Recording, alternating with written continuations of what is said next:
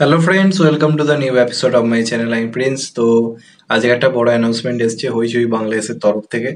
হইচইয়ের কি অ্যানাউন্সমেন্ট হচ্ছে সেটা নিয়ে আমি খুব একটা আগ্রহী থাকি না। আমাদের কলকাতার কথা যদি বলি, হইচইয়ের যে কলকাতার কাজগুলো রিলিজ করছে বা আমাদের এখানে যে কাজগুলো রিলিজ করছে, আমি দেখবে সেগুলো নিয়ে খুব একটা ভিডিও করি না, বা সেগুলো সিরিজগুলো নিয়ে আমার খুব একটা যে আগ্রহ রয়েছে রিভিউ করছি তাও কিন্তু নয়।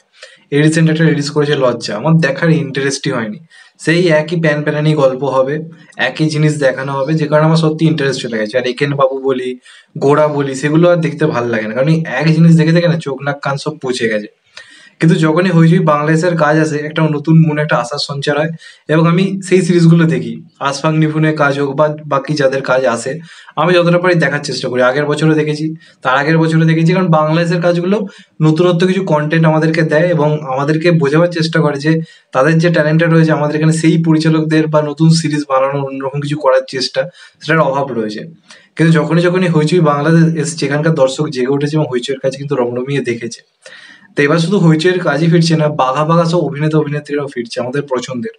চঞ্চল চৌধুরী, তারপর দিকে রয়েছে হচ্ছে মেহজাবিন, তার সঙ্গে রয়েছে জয়া এহসান, পরিমণি, এবং সব বাঘা বাঘা অভিনেতা। তাই না কোনো কি বলবো, কোনো না কোনো ডাউট তাই নয়। তার সঙ্গে সঙ্গে আরো কিছু অভিনেতা, যেমন ধরুন মোশাররফ করিম এবং অপূর্ব, যারা প্রত্যেকে আমাদের পছন্দ, কি বলবো, প্রচন্ড আর কি পছন্দের।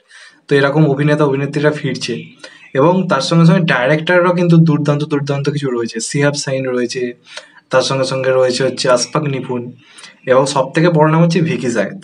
ভিকি জায়েদ আমার প্রচন্ড পছন্দের একজন পরিচালক। তার যখনই কাজ আসে আমি যতটা পারি দেখার চেষ্টা করি।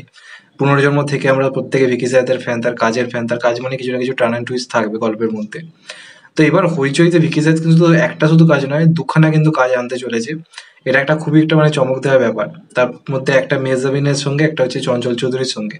তো প্রত্যেকটা কাজ কিন্তু দুর্দান্ত হতে চলেছে। তার মধ্যে যেগুলো নিয়ে আমি খুবই এক্সাইটেড, প্রথমটা হচ্ছে রুমি।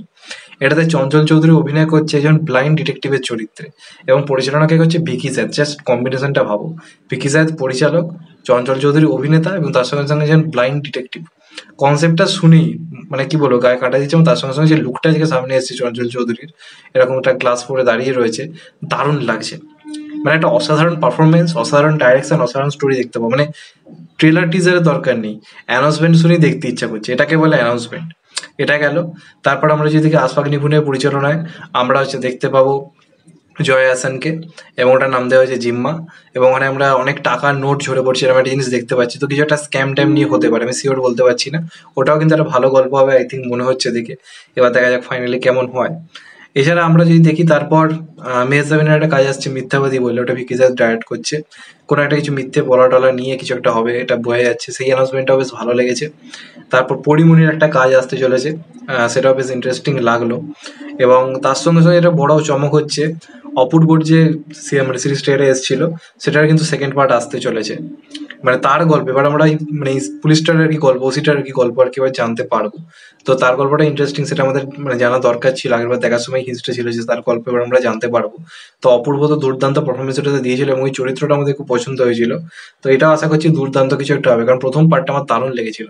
তো আশা করবো সেকেন্ড পার্টটাও দারুণ হবে এবং আমাদের মন জয় করবে। তো দেখা যাক ফাইনালি কেমন হয়। এবং সর্বশেষ যেটা অ্যানাউন্স করা হয়েছে মোশাররফ করিমের, ওটা মনে হচ্ছে দারুণ ইন্টারেস্টিং হবে। একটা লোকের 8খানা বউ, 7টার বিয়ে অলরেডি হয়ে গেছে, 8 নম্বর বিয়ে হতে চলেছে। এবং একটা অ্যানাউন্সমেন্ট ভিডিওর মতোই করা হয়েছে, এবং ওটা মনে হচ্ছে খুব মজাদার কাজ হবে। এরকম একটা পার্ট যখন দেওয়া হয় না মোশাররফ করিমকে, যে একটা লোকের যেরকম কমেডি টাইপের যে পার্টগুলো বা মজাদার কিছু একটা পার্ট, যে লোকটা ফেঁসে যাচ্ছে বা ঝামেলায় পড়ে গেছে, এই ধরনের পার্টে মোশাররফ করিম ফাটিয়ে দেয়। তো এখানে আবার তার 7খানা বিয়ে, তো ওরকম চরিত্র বুঝতে পারছে, মোশাররফ করিম জাস্ট আগুন লাগিয়ে দেবে, কাঁপিয়ে রেখে দেবে। তো এই কাজটা আসতে চলেছে।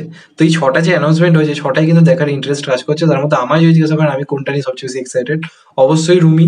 তার সঙ্গে সঙ্গে যেটা নিয়ে এক্সাইটেড রয়েছে সেটা হচ্ছে মোশাররফ করিমের যে কাজটা আসতে চলেছে, সেটা নিয়ে এক্সাইটেড রয়েছে। আর মিথ্যাবাদী, এই 3টে কাজ নিয়ে খুব এক্সাইটেড, প্রচুর পরিমাণে এক্সাইটেড। কারণ মেহজাবিন আমার খুব পছন্দের একজন অভিনেত্রী, চঞ্চল চৌধুরী আর ভিকি জায়েদ কম্বিনেশনটা মারাত্মক, এবং অবশ্যই মোশাররফ করিম নামটাই যথেষ্ট।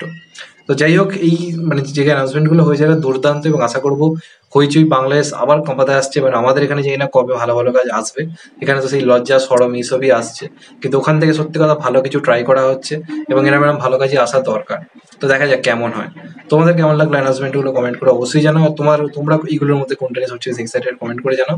চ্যানেলটা নতুন হলে চ্যানেলটা সাবস্ক্রাইব করে দিও and get the bell icon. ভালো থেকো সবাই, টেক কেয়ার, নমস্কার। আবার দেখা হবে। এখন তো বাই, সবাই ভালো থেকো, সুস্থ থেকো, নমস্কার, টেক কেয়ার।